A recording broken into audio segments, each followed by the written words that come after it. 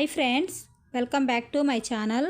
ఈరోజు వీడియోలో మనం పూర్ణం బూరెలు ఈజీగా ఎలా తయారు చేసుకోవాలో చూద్దాం. అమ్మవారికి నైవేద్యంగా పెట్టే ఈ పూర్ణం బూరెలు చిన్న చిన్న టిప్స్ ఫాలో అవుతూ చేశారంటే పర్ఫెక్ట్గా టేస్టీగా చేసేయచ్చు.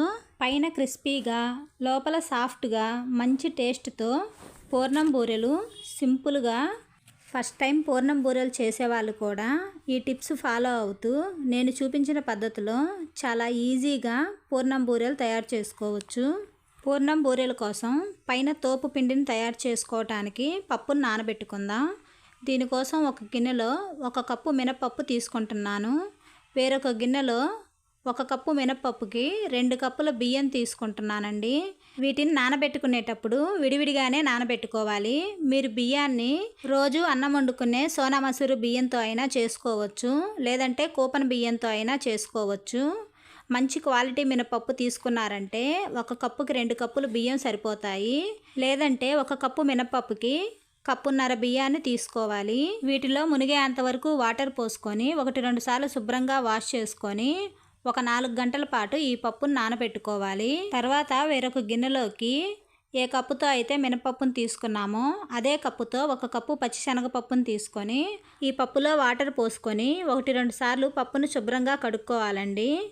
తర్వాత ఇందులోనే 2 కప్పుల వరకు వాటర్ పోసుకొని 1 గంట పాటు ఈ పప్పును నానబెట్టుకోవాలి. మరీ ఎక్కువసేపు నానబెట్టుకోవాల్సిన అవసరం లేదు. 1 గంట నానబెట్టుకుంటే సరిపోతుంది. 1 గంట తర్వాత చూపిస్తున్నాను చూడండి. మనకి పప్పు అనేవి బాగా నానిపోయాయి. ఇప్పుడు ఈ పప్పుని వాటర్తో సహా ఒక కుక్కర్ తీసుకొని కుక్కర్లో వేసుకొని ఉడికించుకోవాలి. నేను తీసుకున్న 2 కప్పుల వాటరు ఈ పప్పును ఉడికించుకోవటానికి కరెక్ట్గా సరిపోతాయండి.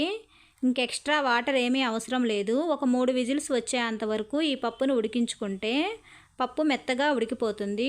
కుక్కర్లోని ప్రెషర్ మొత్తం పోయిన తర్వాత మూత తీసి చూసారంటే పప్పు మెత్తగా ఉడికిపోయింది. వాటర్ కూడా ఎక్కువ ఏమీ లేవండి. ఈ వాటర్లో పోషకాలు ఎక్కువగా ఉంటాయి కాబట్టి ఈ వాటర్ తీసేయకుండా ఈ వాటర్తో సహా పప్పుని మెత్తగా మెదుపుకుంటే సరిపోతుంది. మరీ ఎక్కువ వాటర్ ఉంటే వాటర్ని పక్కకు తీయాలి.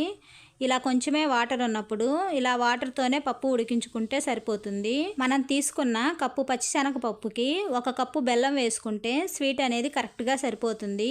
వెయిట్లో వచ్చేసి 200 గ్రామ్స్ వరకు బెల్లాన్ని వేసుకొని ఈ బెల్లం తురుమును పప్పులో ఒకసారి బాగా కలుపుకొని ఈ పప్పుని స్టవ్ మీద పెట్టి ఒక 10 నిమిషాల పాటు మధ్య మధ్యలో కలుపుకుంటూ ఉడికించుకోవాలి. ఒక 10 నిమిషాలు స్లోగా ఈ పప్పుని ఇలా కలుపుకుంటూ ఉడికించామంటే పప్పులోని వాటర్ అన్నీ దగ్గర పడిపోయి మనకి పప్పు అనేది ముద్దలాగా ఉడికిపోతుంది. ఇలా ఉడికేటప్పుడే మధ్యలో ఇందులోకి ఒక 1/2 టేబుల్ స్పూన్ యాలకుల పొడి, 1 టేబుల్ స్పూన్ నెయ్యి వేసుకొని ఉడికించుకోవాలి. నెయ్యి వేసుకొని ఉడికించుకోవటం వల్ల మనకి పప్పు టేస్ట్ అనేది చాలా బాగుంటుంది. పూర్ణం పిండి ఉడికించుకునేటప్పుడు మంటను మీడియం టు లో ఫ్లేమ్లో పెట్టి ఉడికించుకోవాలండి. హై ఫ్లేమ్లో పెట్టి ఉడికించుకున్నారంటే అడుగంటిపోతుంది. కొంచెం ముద్దగా అయ్యేంతవరకు ఈ పప్పును ఉడికించుకొని స్టవ్ మీద నుంచి తీసుకొని పక్కన పెట్టుకున్నారంటే ఆ పానుకున్న హీట్కి పూర్ణం పిండి పూర్తిగా చల్లారే వరకు మనకి పిండి అనేది ఇంకొంచెం దగ్గర పడిపోతుంది. ఇప్పుడు పూర్ణం పైన తోపు పిండి కోసం మినపప్పుని మిక్సీ పట్టుకుందాం. మనం నానబెట్టుకున్న మినపప్పుని మిక్సీ జార్లో వేసుకొని కొంచెం వాటర్ వేసుకొని బరక అనేది లేకుండా మెత్తగా మిక్సీ పట్టుకోవాలండి. పిండిని మిక్సీ వేసుకునేటప్పుడు మరీ లూజ్గా కాకుండా కొంచెం థిక్ బ్యాటర్ లాగా మిక్సీకి వేసుకుంటే సరిపోతుంది. చూడండి, పిండి అనేది ఇలా సాఫ్ట్గా బరక లేకుండా ఉండాలి. ఈ పిండిని ఒక గిన్నెలోకి వేసుకొని ఇప్పుడు ఇదే మిక్సీ జార్లోకి మనం నానబెట్టుకున్న బియ్యాన్ని వేసుకొని మెత్తగా మిక్సీ పట్టుకోవాలి. బియ్యం మరీ మెత్తగా మిక్సీ పట్టాల్సిన అవసరం లేదండి. బియ్యం పిండి కొంచెం బరకగా మిక్సీ పట్టుకున్నామంటే పూర్ణాల పై పిండి వచ్చేసి క్రిస్పీగా ఉంటుంది. మరీ మెత్తగా మిక్సీ పట్టుకున్నామంటే పూర్ణం అనేది అంత క్రిస్పీగా ఉండదు.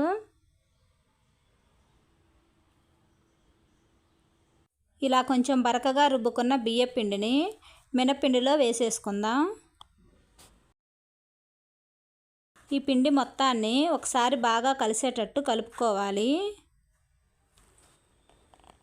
ఇప్పుడు ఇందులోనే టేస్ట్కి సరిపడా 1 టేబుల్ స్పూన్ సాల్ట్ని వేసుకొని పైన పిండి కొంచెం క్రిస్పీగా స్వీట్గా ఉండటం కోసం 1 టేబుల్ స్పూన్ షుగర్ వేసుకుంటున్నాను.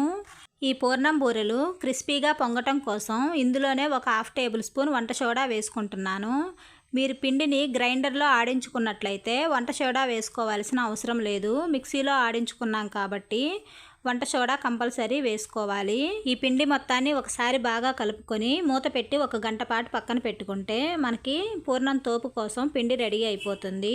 తర్వాత మనం ఉడికించుకొని పెట్టుకున్న పూర్ణం పిండిని చేతికి నెయ్యి రాసుకొని చిన్న చిన్న పూర్ణాలుగా రెడీ చేసుకోవాలి. మీరు ఏ సైజులో అయితే పూర్ణాలు చేయాలనుకుంటారో ఆ సైజులో పూర్ణం పిండిని తీసుకొని ఇలా చిన్న చిన్న రౌండ్ బాల్స్ లాగా చేసుకొని పక్కన పెట్టుకోవాలి. ఇలాగే పిండి మొత్తాన్ని చిన్న చిన్న బాల్స్ లాగా చేసుకొని పక్కన పెట్టుకుంటే మనకి పూర్ణాలు వేసుకోవటానికి పిండి అనేది రెడీ అయిపోతుంది. చూడండి, పూర్ణం పిండి పూర్తిగా చల్లారేసరికి ఇంకొంచెం దగ్గర పడి మనకి పూర్ణాలు అనేవి పర్ఫెక్ట్గా రెడీ అయిపోయాయి. ఇలా పూర్ణాలన్నింటినీ రెడీ చేసుకున్న తర్వాత మనం నానబెట్టుకున్న పిండి బ్యాటర్ని చూపిస్తున్నాను చూడండి. ఈ విధంగా థిక్గా ఉంటే సరిపోతుంది. మనకి పూర్ణాలు వేసుకోవటానికి పిండి పర్ఫెక్ట్గా ఉన్నట్లు ఒక్కొక్క పూర్ణం ముద్దను పిండిలో వేసుకొని ఇలా స్పూన్తోనే అన్ని వైపులా పిండి మొత్తం పూర్ణానికి అంటుకునేలాగా టర్న్ చేసుకుంటూ ఎక్స్ట్రా ఉన్న పిండిని తీసేసుకొని డీప్ ఫ్రైకి సరిపడా ఆయిల్ పెట్టుకొని ఆ ఆయిల్లో ఈ పూర్ణాన్ని డిప్ చేసుకుంటే సరిపోతుంది. ఇలా వేసుకున్నారంటే అస్సలు చేత్తో పని లేకుండా కూడా పూర్ణాలని చాలా ఈజీగా స్పూన్తోనే వేసేసుకోవచ్చు. పూర్ణాలు వేసుకునేటప్పుడు ఆయిల్ బాగా హీట్గా ఉండేలాగా చూసుకోవాలి. ఆయిల్ బాగా హీట్గా లేదంటే పూర్ణాలు ఒకదానికొకటి అంటుకొని పోతాయి. ఇప్పుడు ఇంకొకటి వేసి చూపిస్తున్నాను చూడండి. మీకు ఒకవేళ స్పూన్తో వీలు కాలేదు అంటే ఇలా చేత్తో కూడా పూర్ణాలని ఒక్కొక్కటిగా వేసుకోవచ్చు. పూర్ణాలు వేసుకునేటప్పుడు మరీ ఎక్కువగా వేసుకోకూడదండి. కొంచెం తక్కువగానే వేసుకుంటే పూర్ణాలు ఒకదానికొకటి అంటుకుపోకుండా పూర్ణాలు క్రిస్పీగా ఫ్రై అవుతాయి. మరీ ఎక్కువగా వేసుకున్నామంటే ఒకదానికొకటి అంటుకుపోయి పూర్ణంలో నుంచి పూర్ణం పిండి బయటకు వచ్చేస్తుంది. ఇలా నేను చూపించిన విధంగా కొన్నిగా పూర్ణాలను వేసుకొని మంచి గోల్డెన్ బ్రౌన్ కలర్ వచ్చేంత వరకు ఫ్రై చేసుకొని తీసుకుంటే మనకి పూర్ణం అనేది పైన క్రిస్పీగా లోపల సాఫ్ట్గా పర్ఫెక్ట్గా వచ్చేస్తాయి. ఇలా గనుక క్రిస్పీగా ఫ్రై అయ్యేంత వరకు ఫ్రై చేసుకొని తీసుకున్నారంటే పూర్ణాలు చల్లారిపోయిన తర్వాత కూడా క్రిస్పీగా ఉంటాయి. 2 రోజులున్న టేస్ట్ అనేది పాడైపోవండి.